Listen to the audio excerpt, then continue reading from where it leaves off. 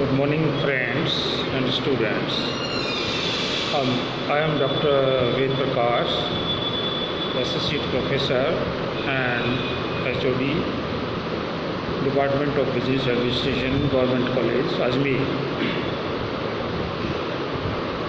ये business law जो paper BCom part first में MDS यूनिवर्सिटी में चलता है, ये इसका दूसरा लेक्चर है जो मैं आपको रिकॉर्ड करके दे रहा हूँ।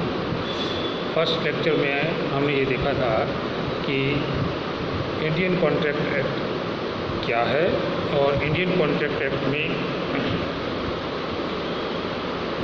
क्या क्या विशेषताएं हैं और कॉन्ट्रैक्ट क्या है।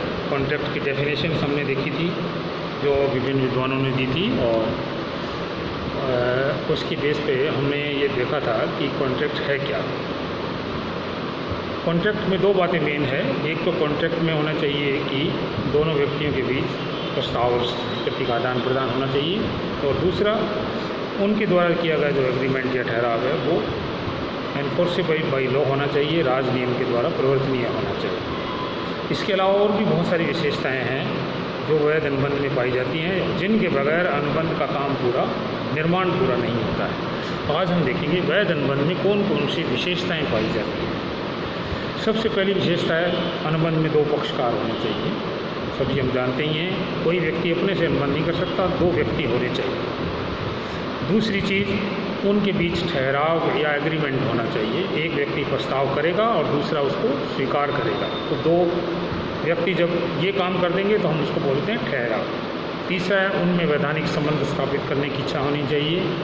दोनों व्यक्ति अपने मन से लीगली बाउंड होने के लिए तैयार होने चाहिए। अगर एक व्यक्ति भी उनमें से लीगल रिलेशन स्थापित करने का इच्छुक नहीं है तो उसको हम वैध अनुबंध नहीं कहें। दोनों पक्षकारों में अनुबंध करने की योग्यता और क्षमता भी होनी चाहिए। अगर इन दोनों में से किसी एक व्यक्ति में अनुबंध करने की योग्यता नहीं है तो वैध अनुबंध का निर्माण नहीं हो सकता। दोनों व्यक्तियों में स्वतंत्र सहमति होनी चाहिए।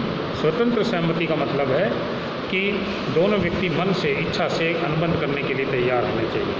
उन दोनों में से कोई एक व्यक्ति या दोनों किसी डर से या किसी लालच से या किसी भय से या किसी दबाव से प्रेरित होकर अनुबंध करने के लिए तैयार होते हैं तो वो सही तरीका नहीं है, उसको हम वैध अनुबंध नहीं कहें। अनुबंध करने का उद्देश्य और प्रतिफल भी वैधानिक होना चाहिए। इलीगल काम करने के लिए किसी भी प्रकार के अनुबंध नहीं किया जा सकता। इसी तरह से अनुबंध में अर्थ की निश्चितता होनी चाहिए, सर्टेनिटी ऑफ मीनिंग होना चाहिए। अनुबंध करने में किसी प्रकार के अर्थ में कोई कन्फ्यूजन नहीं होना चाहिए। अनुबंध की जो भाषा है उसके दो अर्थ नहीं निकलने चाहिए। अनुबंध की भाषा बिल्कुल निश्चित और सर्टेन होनी चाहिए और उसमें किसी भी प्रकार का संदेह की गुंजाइश नहीं होती। अनुबंध में निष्पादन की संभवता भी होनी चाहिए, पॉसिबिलिटी ऑफ परफॉर्मेंस होना चाहिए कि अनुबंध जो है उसको लागू करना पॉसिबल हो। यानी हम ये कह सकते हैं कि जिस चीज़ के लिए अनुबंध किया जा रहा है, जिस काम के लिए अनुबंध किया जा रहा है, वो काम और वो एक्ट जो है वो पॉसिबल होना चाहिए। यानी असंभव कार्यों को करने के लिए किसी भी प्रकार के अनुबंध नहीं किए जा सकते, है ना। तो अनुबंध जिस चीज़ के लिए किया जाता है, जिस मैटर के लिए किया जाता है, उसको पूरा करना पॉसिबल होना चाहिए। ये बहुत ही ज़रूरी है। इसी तरह से अनुबंध करने के लिए ये भी ज़रूरी है कि अनुबंध जो करने के लिए जो हम एग्रीमेंट कर रहे हैं वो एग्रीमेंट बिल्कुल लीगल हो। कई बार सरकार ने कुछ ऐसे एग्रीमेंट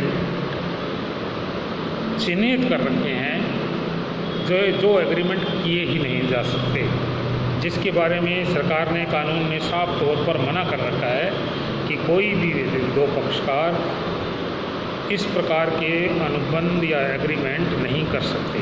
और उसकी एक लिस्ट बनी हुई है, जैसे विवाह में रुकावट डालने वाले ठहराव है, सट्टेबाजी के ठहराव है, व्यापार में रुकावट डालने के ठहराव है।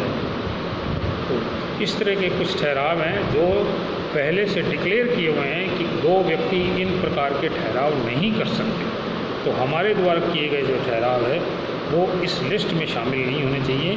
हमारे द्वारा किए गए ठहराव स्पष्ट रूप से व्यक्त घोषित ठहरावों का लिस्ट वाले नहीं होने चाहिए, तभी वो ठहराव अनुबंध बनेंगे, वैध अनुबंध कहलाएगा। इसी तरह से अनुबंध करने के लिए सरकार ने प्रक्रिया तय की गई है, औपचारिकताएं पूरी करनी पड़ती है, तभी अनुबंध का निर्माण होता है। हम कोई भी काम करते हैं, हमें उसके लिए लीगल प्रोसीजर को फॉलो करना पड़ता है। जैसे हम कॉलेज में एडमिशन लेते हैं, तो एडमिशन लेने के लिए भी हमें वैधानिक औपचारिकताओं का पालन करना पड़ता है, फॉर्म भरना पड़ता है, उसके साथ फॉर्म्स लगाने पड़ते हैं, अटैच करने पड़ते हैं सर्टिफिकेट्स, और उसको डेट के टाइम से पहले फ़ीस के साथ सबमिट करना पड़ता है। तो इसी तरह से जब हम अनुबंध करते हैं, तो अनुबंध करने के लिए भी वैधानिक औपचारिकताएँ सरकार ने तय कर रखी है।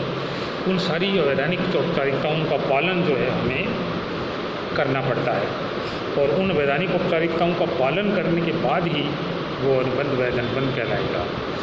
यदि हम दो व्यक्ति मिलकर ये तय कर लेते हैं कि हाँ साहब हम ये काम करने के लिए तैयार हैं, ये भी तैयार है, मैं भी तैयार हूँ, और हमारा काम हो गया, ऐसा नहीं हो सकता। वैध अनुबंध बनने के लिए आपको वैधानिक औपचारिकताओं का पालन करना पड़ेगा, और वैधानिक औपचारिकताओं का पालन करके जो आप अनुबंध करेंगे वही अनुबंध वैध अनुबंध कहलाएगा। तो इस तरह से ये कुछ बातें थी जो अनुबंध वैध अनुबंध बनने के लिए ज़रूरी है, या वैध अनुबंध के आवश्यक लक्षण भी हम इनको कह सकते हैं, या essential factors of a valid contract भी कह सकते हैं। तो इस तरह से ये क्वेश्चन हमारा पूरा हो गया। एग्ज़ाम में जो MBS यूनिवर्सिटी के एग्ज़ाम में जो क्वेश्चन आते हैं, जैसा मैंने बताया था, 3 तरह के क्वेश्चन आते हैं, वेरी शॉर्ट आंसर वाले, शॉर्ट आंसर वाले, और ऐसे टाइप क्वेश्चंस। तो इनमें से भी किसी तरह से भी सवाल पूछे जा सकते हैं। अगर ये पूरा क्वेश्चन पूछेंगे तो वेरी ऐसे टाइप क्वेश्चन हो जाएगा। अगर मान लो एक चीज़ पूछते हैं, स्वतंत्र सहमति क्या है, तो ये क्या है, शॉर्ट क्वेश्चन हो गया। इसी तरह से अनुबंध की परिभाषा पूछ ली, ये वेरी शॉर्ट क्वेश्चन होगा। तो सभी तरह की तैयारी हमें रखनी पड़ती है, और इसके लिए आप बुक्स भी कंसल्ट कर सकते हैं। और आज के लिए इतना ही, कल फिर मिलेंगे। थैंक यू, धन्यवाद, जय हिंद।